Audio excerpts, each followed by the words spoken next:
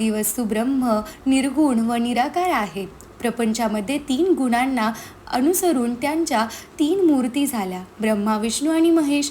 ब्रह्मा रजोगुणाने सृष्टी निर्मिती करतात, विष्णू सत्वगुणाला अनुसरून तिचे पालनपोषण करतात, तर रुद्र तमोगुणामुळे संहाराचे कार्य करतात. ते तिघे कार्य व स्वरूपाने भिन्न वाटत असले तरी भिन्न नाहीत. सृष्टीचक्र अव्याहात चालवणे ही जी परमात्म्याची शाश्वत लीला आहे, तिला ते सहाय्य करतात.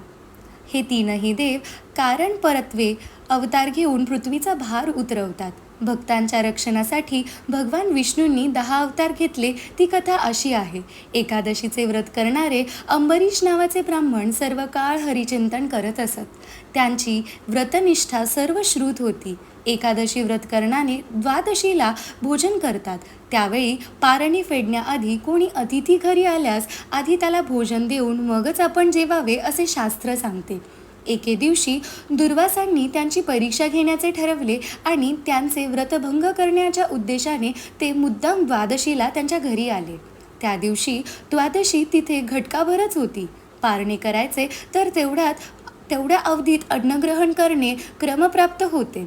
अंबरीशांनी दुर्वासांचे स्वागत केले.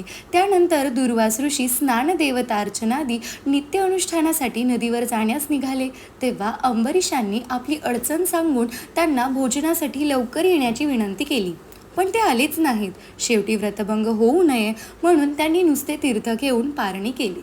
त्यानंतर दुर्वासांसाठी भोजन तयार करून ते त्यांची वाट पाहू लागले.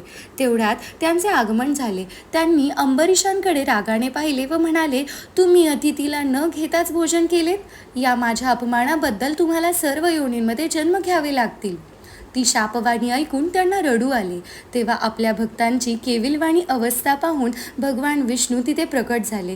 ते दुर्वासांना म्हणाले, ऋषीवर्य, तुम्ही माझ्या भक्तांना शाप दिलेला असला तरी त्यांचे रक्षण करणे हे माझे आद्य कर्तव्य आहे, म्हणून यांचा शाप मी भोगीन.